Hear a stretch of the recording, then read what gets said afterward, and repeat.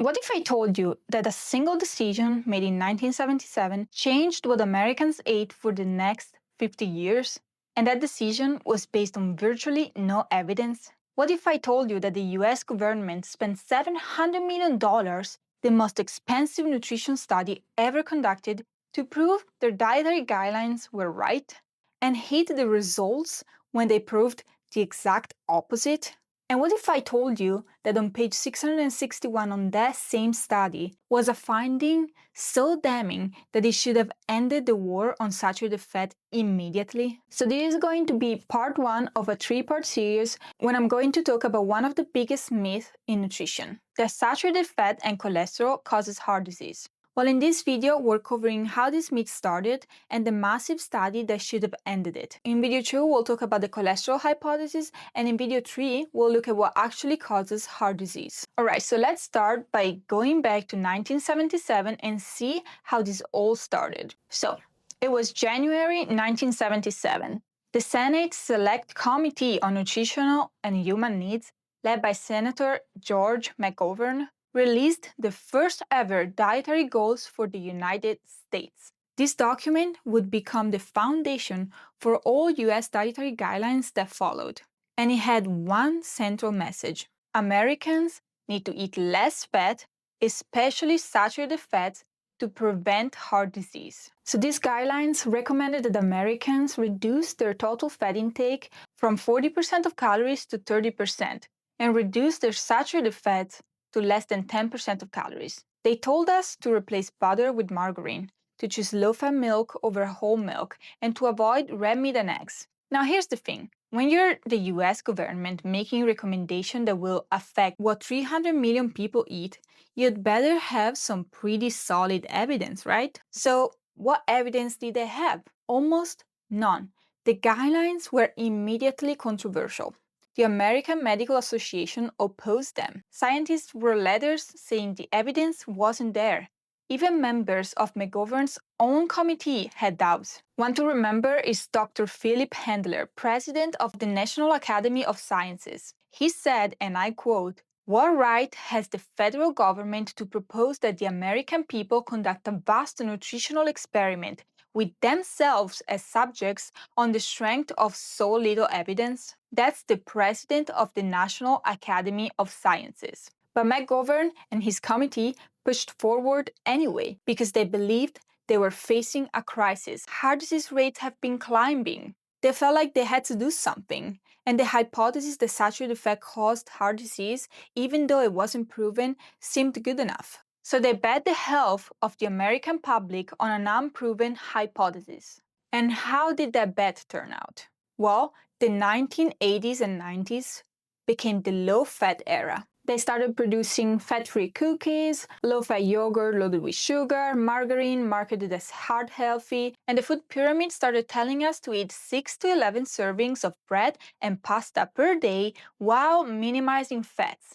We were told that fat makes you fat, that fat clogs your arteries, that if you just ate less fat, you'd be thin and healthy. And Americans, they listened. They really did. They cut out their saturated fat intake. They switched to vegetable oils and margarine. They bought all of those low-fat products. And between 1977 and the 2000s, the percentage of calories Americans got from saturated fats dropped significantly. They literally followed the guidelines. So technically, we should have seen heart disease rates plummet, right? We should have seen obesity decline and diabetes disappear. Instead, obesity rates exploded. In 1980, about 50% of American adults were obese, but by 2000s, it was 30%, and today it's over 40%.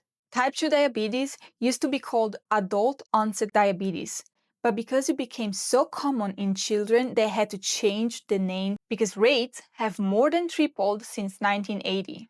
And then metabolic syndrome, which is a cluster of conditions including high blood pressure, high blood sugar, now affects more than 1 in 3 American adults. Now, obviously, correlation doesn't equal causation. I'm not saying that the low-fat guidelines directly cause all of this, but at least we can say that the guidelines didn't work, that the experiment failed. We did what they told us to do, and we got sicker. But the problem is not just that the guidelines didn't work, it's that there was never good evidence supporting them in the first place. For example, in 2010, researchers published a systematic review in the American Journal of Clinical Nutrition that analyzed 21 studies involving nearly 350,000 people followed for up to 23 years. And their conclusion was this: there is no significant evidence for concluding that dietary saturated fat is associated with increased risk of coronary heart disease or cardiovascular disease. It showed no significant evidence. Another systematic review in 2015 looked at the evidence for replacing saturated fat with polyunsaturated fats, and they found no benefit for heart disease or mortality. In 2016, another review found that reducing saturated fat had no clear effect on death or cardiovascular events. And in 2017, another study that followed over 135,000 people across 18 countries found that higher saturated fat intake was actually associated with lower mortality. So study after study, review after review, the same conclusion. The evidence is just not there, and it never was. But you know what? Maybe I'm being unfair. Maybe there's one big definitive study that proves saturated fat is dangerous. Maybe the government had good reason to stick with these guidelines for 50 years. Well, they tried to get the study. They spent $700 million on it. And it was the largest, most expensive nutrition study ever conducted. And what they found should have changed everything. So, in 1991, the National Institute of Health launched the Women's Health Initiative. This was going to be the study, the one that would finally prove once and for all that the low-fat diet prevents heart disease. Nearly 49,000 women enrolled. The study lasted for 8 years, and the total cost, again, was $700 million. $700 million. This was the most expensive nutrition study ever conducted in human history. So here's how it worked. They took these 49,000 post-menopausal women and randomly assigned them to two groups. One group, it was about 20,000 women that was put on a low-fat diet. They were told to reduce their fat intake to 20% of calories, increase fruits and vegetables, and increase grains. The other group, about 29,000 women, was the control group. They just kept eating normally and eat whatever they wanted. So this is very important. This was a randomized control trial, which is the gold standard for scientific evidence. It wasn't an observational study where you just watch what people eat. It wasn't a survey. It was an actual experiment where you intervene and change people's diet, and then you measure what happens. So the women in the low-fat group attended regular counseling sessions. They had support, they were motivated, and they actually did reduce their fat intake significantly. After 1 year, the low-fat group had reduced their fat intake from 38 of calories to 24, and they maintained this for 8 years. So this wasn't a study where people didn't follow their diet. They actually did. So if the low-fat hypothesis is correct, if eating less saturated fats prevents heart disease, this study should have proven it definitely. All right, so let's look at what happened. The study was then published in 2006 in the Journal of American Medical Association. And let's look at the main result table. So for coronary heart disease, no significant difference between the groups. Hazard ratio of 0.97. Confidence interval 0.9 to 106. That means the low-fat diet has essentially zero effect. The confidence interval crosses 1.0, which means it's not statistically significant. For stroke, again, no significant difference. Hazard ratio 1.02, confidence interval 0.9 to 1.15. And for cardiovascular disease overall, again, no significant difference. Hazard ratio of 0.98 and confidence interval of 0.92 to 1.05. So heart attack, no difference. Strokes, no difference. Cardiovascular death, no difference. Total mortality, no difference. After 8 years, $700 million and nearly 50,000 women, the low-fat diet didn't reduce heart disease at all. So when these results came out in 2006, the headlines were pretty clear. Low-fat diets does not cut health risks. Study finds. The New York Times, Washington Post, major media outlets all covered it. So you'd think this would have been a huge deal, right? You'd think the government would have said, okay, we were wrong, let's revise the guidelines. But guess what? They didn't. The guidelines barely changed. We're still told to limit saturated fats. The food pyramid became my plate, but the message stayed the same. Fat is bad, especially saturated fat. So why is that? Well, because hidden in that study on page 661 was a finding that they really didn't want you to see. So this is page 661 of the Women's Health Initiative study. The main results are usually in the tables up front, but there's a section here called the subgroup analysis. This is where they broke down the results from different groups of women. So there's one subgroup that's particularly important: women who already had cardiovascular disease at the start of the study. So remember, the whole point of the low-fat diet is that it's supposed to be preventing heart disease, right? So if you already have heart disease and you switch to a low-fat diet, you should see even more benefits. Your risks should go down even more. So here's what I found. For women with pre-existing cardiovascular disease, the low-fat diet was associated with a hazard ratio of 1.26 for cardiovascular disease events. So what does it mean? It means a 26% increase in risk. Women with heart disease who went on the low-fat diet had 26% more cardiovascular events than women with heart disease who didn't change their diet. The confidence interval was 1.03 to 1.54.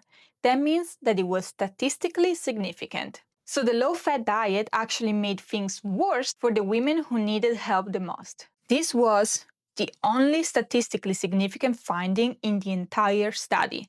Out of all the outcomes they measured, in all the different groups they looked at, this was the only result that reached statistical significance, and it went on the opposite direction of what they were expecting. So just think about what this means.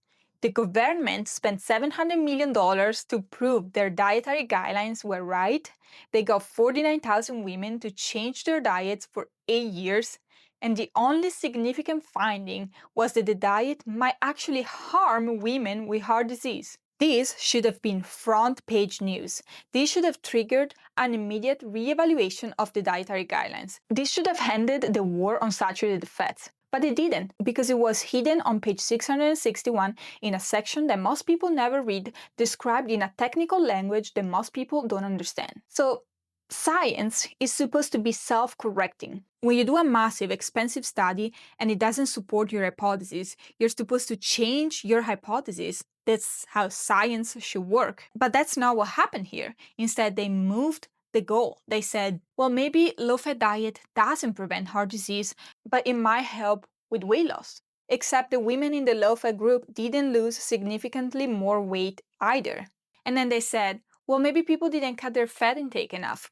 Except the women in the study really did reduce their fat intake substantially, and it still didn't work. So the evidence just doesn't support the hypothesis. But instead of changing the hypothesis, they just kept going, kept telling people to avoid saturated fats, and kept the same guidelines in place. So you might be wondering, why did they do that? Well, that's a fair question. Maybe it was institutional inertia. Maybe it was ego because nobody wants to admit that they were wrong for 50 years. Maybe it was the industry influence. Probably all the above. But whatever is the reason, the result is the same.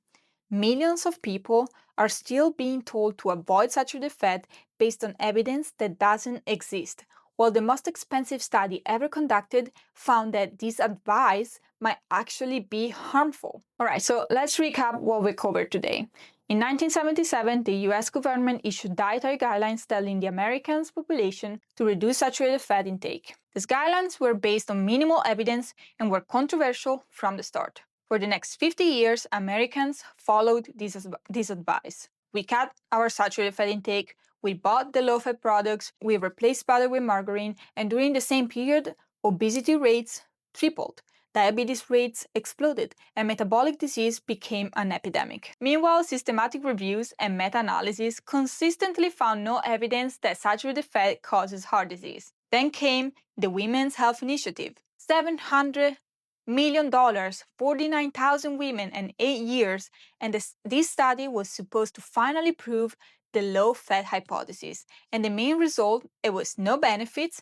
The low-fat diet didn't reduce heart disease, stroke, or death. but hidden in page 661 was the only statistically significant finding. For women with pre-existing heart disease, the low-fat diet was associated with a 26% increase in cardiovascular events. And despite all of this, the guidelines barely changed, and we're still told to limit saturated fat intake. Now, I know what some of you are thinking. Okay, but what about cholesterol? Doesn't saturated fat raises cholesterol? And doesn't high cholesterol cause heart disease? That's a great question, and that's exactly what we're gonna cover in the next video. We're going to look at the cholesterol hypothesis, where it came from, what the evidence actually shows, and why the relationship between cholesterol and heart disease is way more complicated than what you've been told. We'll talk about LDL, HDL, particle size, oxidation, and why your total cholesterol number might be the least important thing in your blood test.